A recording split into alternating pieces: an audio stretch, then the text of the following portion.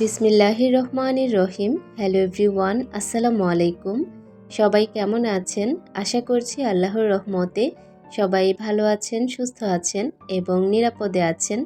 আলহামদুলিল্লাহ, আমরাও বেশ ভালো আছি। বরাবরের মতো আজও আরও একটি ডেইলি ভ্লগ নিয়ে হাজির হয়েছি। আশা করব পুরো ভিডিওটা জুড়ে থাকবেন। অবশ্যই স্কিপ করা ছাড়া ফুল ভিডিওটি কন্টিনিউ করার চেষ্টা করবেন। কোথাও কোনো অংশ আপনাদের কাছে একটু হলেও ভালো লাগবে। আজকে আমি সন্ধ্যার পর থেকে ভিডিওটা শুরু করেছি। এত পরিমাণে বাতাস ছেড়ে ঝুম বৃষ্টি শুরু হয়েছে। আলহামদুলিল্লাহ, রহমতের বৃষ্টি। এবছর এই নিয়ে দুইবার বৃষ্টি হচ্ছে, মানে 2 দিন। আজকের বৃষ্টিটা অনেক পরিমাণে ছিল, সেই সাথে অনেক বিদ্যুৎ চমকাচ্ছে।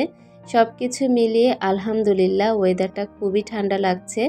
ভাবলাম এই ঠান্ডা ঠান্ডা ওয়েদারে ঘরে বসে না থেকে একটু কাজ গুছাই, সেই সাথে কাজগুলো ভিডিও আকারে আমার প্রিয় আপুদের সাথে শেয়ার করি। ঈদের আর মাত্র আছে 1 থেকে 2 দিন, এর মধ্যেই কিন্তু সমস্ত কাজকর্ম গুছাতে হবে।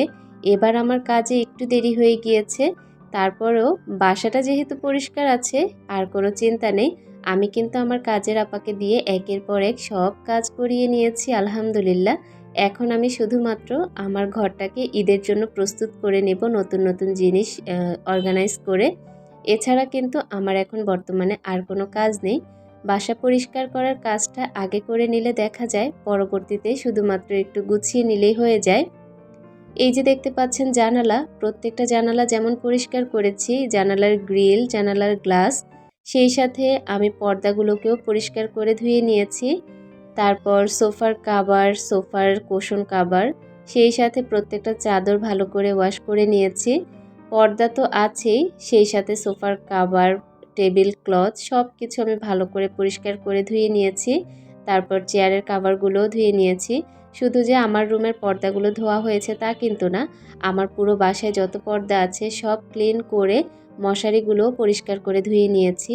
মানে আমার এখন বর্তমানে ধোয়াধাইয়ের কোনো ঝামেলা নেই। শুধুমাত্র আমি এই যে টুকটাক করে কাজগুলো গুছাবো, এটাই আমার কাজ। ইনশাল্লাহ আগামীকাল আপনাদের সাথে বাজারের ব্লগটা শেয়ার করব। আজকে আমি চেষ্টা করছি আমার ঘরটাকে একটু পরিপাটি করে গুছিয়ে নিতে, যেহেতু সামনেই ঈদ। ঈদের আগে আমি অবশ্যই আমার পুরো বাসাটাকে গুছাবো ইনশাল্লাহ, যদি পারি আপনাদের সাথে শেয়ার করব। যেহেতু নতুন নতুন জিনিস কেনা হয়েছে, সেগুলো দিয়ে তো আমি বাসাটা সাজাবো, তাই না? সেটা আপনাদের সাথে একটু একটু করে শেয়ার করব। কথা বলতে বলতে বেডরুমের যে পর্দাগুলো ধুয়ে নিয়েছিলাম সেগুলোকে ভালো করে ঝেড়ে শুকিয়ে এনেছি। এখন হচ্ছে জায়গা মতো পর্দাগুলো টানিয়ে নিচ্ছি। বেডরুমে এই পর্দাগুলো চেঞ্জ করার খুব ইচ্ছা ছিল, তবে আমার বেডরুমের কালারটা হচ্ছে হালকা গোলাপি কালার, যার কারণে বেডরুমে কোনো কিছুই সেরকম ফুটে ওঠে না।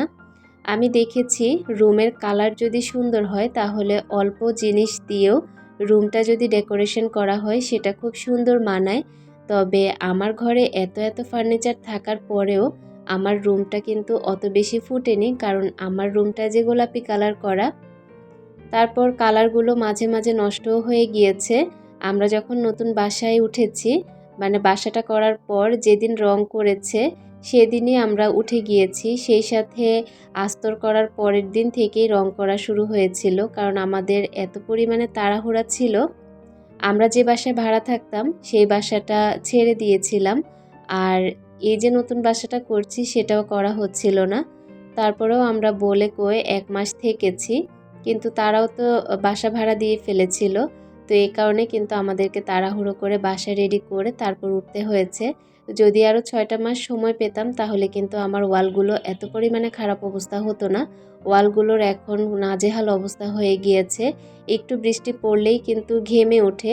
ওই যে আস্তর করার পর শুকানোর সময় দেইনি, সাথে সাথে রং করে ফেলেছি, এ কারণেই এই সমস্যাগুলো হচ্ছে। তারপরেও শুকরিয়া, শত কিছুর পরেও নিজের বাসার ছোট্ট এক টুকরো শান্তি এটা আমার। কেউ বলার নেই, কওয়ার নেই, নিজের মতো করে নিজেই চলি। সারা বাড়িই আমার, প্রত্যেকটা কর্নার আমি আমার মতো করে সাজাতে পারি। এর চেয়ে বড় শান্তি কি আর হতে পারে বলেন তো? হোক না সেটা ছোট্ট একটা জায়গা। আমার এই বাসা নিয়ে অনেকের অনেক কমপ্লেন যে এত ছোট বাসা।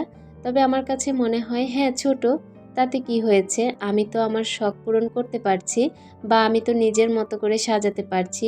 কেউ আমাকে এখানে বলার নেই, কওয়ার নেই। আমি আমার মতো করে সব কিছু অর্গানাইজ করতে পারি। তো যাই হোক, আমি পর্দাগুলো মেলে তারপর টানিয়ে নিয়েছি। বেডরুমের বেডটাকে ভালো করে গুছিয়ে তারপর ওয়ারড্রোবের ওপরটা একটু পরিষ্কার করে নিয়েছি। আলহামদুলিল্লাহ, বৃষ্টি আসার পর ধুলাবালি উড়ার একটা ঝামেলা চলে গিয়েছে। এখন কিন্তু অনেক শান্তি লাগছে। ভাবলাম যে যেহেতু কাজ করা শুরু করেছি, বেডরুমের প্রত্যেকটা ফার্নিচার ভালো করে একটু মুছে নিই ঈদের আগে। পরিষ্কারের কাজটাও হয়ে গেল, আমারও মনের একটা শান্তি লাগলো।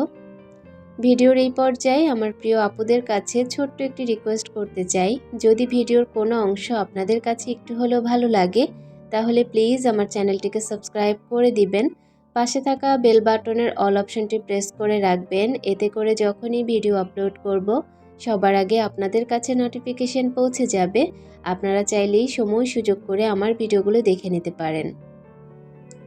আর হ্যাঁ, যদি কোনো অংশ আপনাদের কাছে এতটুকু ভালো লাগে যে হ্যাঁ, আপুর ভিডিও দেখতে ভালো লাগে, তাহলে কিন্তু অবশ্যই আপনার ফ্রেন্ডস অ্যান্ড ফ্যামিলির সাথে আমার ভিডিওর লিঙ্কটা শেয়ার করতে একদমই ভুলবেন না। কথা বলতে বলতে আমি কিন্তু প্রত্যেকটা ফার্নিচার, শোপিস সব ভালো করে মুছে নিয়েছি। এত চকচকে লাগছে, মনে হচ্ছে আজকে বেডরুম থেকে আর না বের হই, সারাক্ষণই বেডরুমে চোখ পড়ে আছে, এত সুন্দর চকচকে লাগছে। আজকে কিন্তু আমি আমার কাজের আপাকে দিয়ে পুরো বাসাটা এত পরিমাণে সুন্দর করে মুছে নিয়েছি, মানে পুরোটা বাসা চকচক করছে। তো চকচক করা বাসার মধ্যে যখন ধোয়া পর্দা টানানো হয়, সেই সাথে পুরোটা ফার্নিচার মোছা হয় রুমের, তখন কত বেশি পরিমাণে ভালো লাগে সেটা তো বুঝতেই পারছেন। আমি আপনাদের সাথে শেয়ার করছি আমার পুরো রুমের একটা ছোট্ট ভিউ। যদিও রুমটা অনেকটাই ছোট, তারপরেও এটা আমার অনেক শান্তির একটা জায়গা। শুধুমাত্র বেলকনিতে যাওয়ার জায়গাটা একটু ছোট, সামনে দিয়ে কিন্তু জায়গা আছে।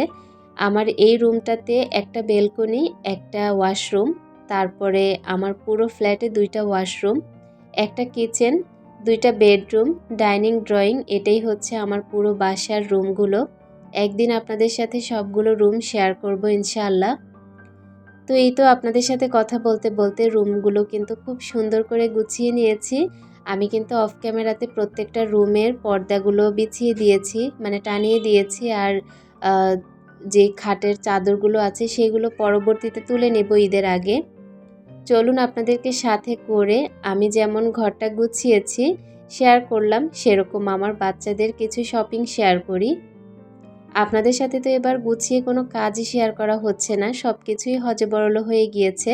তারপরেও কোনো সমস্যা নেই, আমি চেষ্টা করছি আমার মেয়েদের শপিংগুলো আপনাদের সাথে শেয়ার করতে।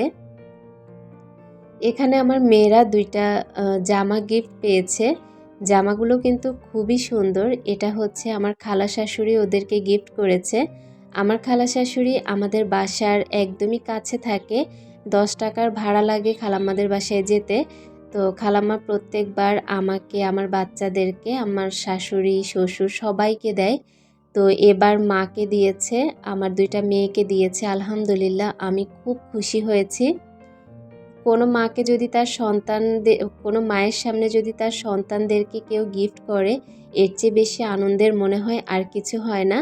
প্রত্যেকটা মায়ের যদি সন্তানকে কেউ আদর করে, সেই মা ওই মানুষটাকে এত পরিমাণে ভালোবাসে, কারণ এটাই বাস্তবতা। নিজের সন্তানকে যে ভালোবাসবে তাকে মা ভালোবাসবে, এটাই স্বাভাবিক, তাই না? তো যাই হোক, গিফটের জামাগুলো দেখানোর পর আমি আমার বড় মেয়ের ঈদের মেইন ড্রেসটা আপনাদের সাথে শেয়ার করছি। এটা হচ্ছে পাকিস্তানি জামা, একদম গর্জিয়াস কিনে দিয়েছি। বাবার রাজকন্যা, বাবা চায় তার রাজকন্যাকে একদম গর্জিয়াস যে জামাটা মার্কেটে উঠে সেটাই কিনে দিতে। তো এটা আসলে বাবাদের ভালোবাসা, তাই না? আমি ওদেরকে এবার একটু গ্রাউন্ড টাইপের জামা কিনে দিতে চেয়েছি, তবে আপনাদের ভাইয়া সারারা গারারাটাই পছন্দ করেছে।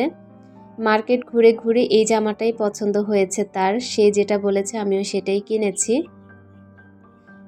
এই জামাটা হচ্ছে কোটি সিস্টেমের জামা, নিচে একটা কামিজ, তারপর উপরে একটা কোটি। কোটিটা দেওয়ার পর জামাটা অনেক বেশি সুন্দর লাগছে দেখতে। ইনশাআল্লাহ যখন পরাবো তখন আপনাদের সাথে দেখাবো আমার মেয়েকে কেমন লাগে। একটু বড় সাইজের কিনেছি যেন 1 বছর পরানো যায়। তো এই সারারা গারারাটা কেমন লেগেছে অবশ্যই কিন্তু আপনারা কমেন্ট করে জানাবেন, জানতে পারলে আমার কাছে বেশ ভালো লাগবে। একদম গোলাপি কালারের মধ্যে কিনেছি। বাস্তবে কিন্তু দেখতে খুবই সুন্দর।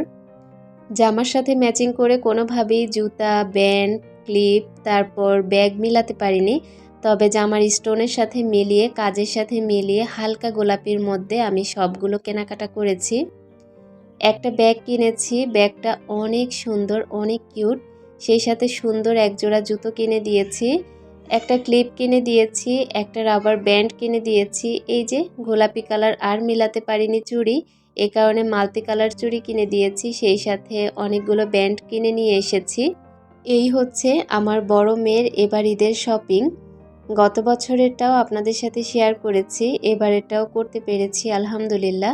এই কেনাকাটাগুলো যদিও আরও কয়েকদিন আগে করা হয়েছে, তবে ওই যে আমি যে ভিডিও শেয়ার করিনি এ কারণে আর আপনাদের সাথে দেখানো হয়নি।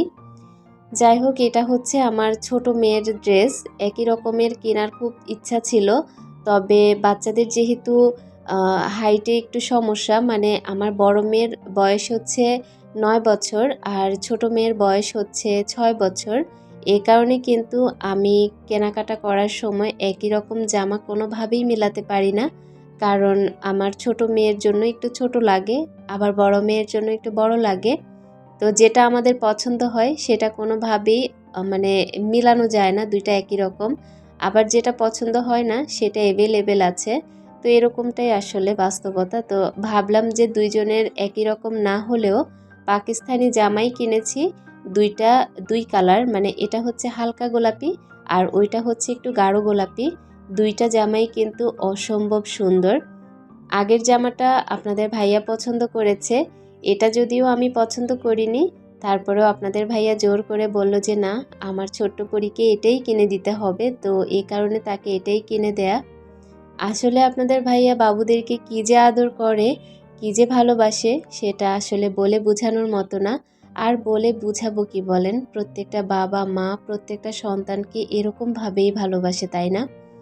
তো এটা হচ্ছে আমার ছোট্ট পরীর এবারের ঈদের ড্রেস। ইনশাআল্লাহ যখন পরাবো তখন আপনাদের সাথে শেয়ার করব। জামাগুলো কিন্তু একদম পাকিস্তানি স্টাইলে জামাগুলো মেক করা হয়েছে। আর বাদবাকি যত কিছু আছে, জুতা, ব্যাগ, ক্লিপ সবই একই রকম দুজনার, তবে জামাটা একই রকম মেলাতে পারিনি। তো ছোট মেয়ের জন্য একটু নর্মালের মধ্যে একই রকম কিনতে চেয়েছি, তবে আপনাদের ভাইয়া তো এটা কোনোভাবেই মানছিল না। বড় মেয়েটা এত গর্জিয়াস হবে, আমার ছোট মেয়েটা এত কম গর্জিয়াস, এটা তো কোনো দিনও মানবে না। এ কারণে সে একই রকম গর্জিয়াস জামা নিয়ে নিয়েছে। আলহামদুলিল্লাহ, এটাই ছিল আমার মেয়েদের ঈদের শপিং। আপনাদের কাছে কেমন লেগেছে অবশ্যই জানাবেন। আজকের ভিডিওর শেষ প্রান্তে চলে এসেছি, পরবর্তী ব্লগ দেখার আমন্ত্রণ জানিয়ে এখানেই বিদায় নিচ্ছি। আল্লাহ হাফেজ।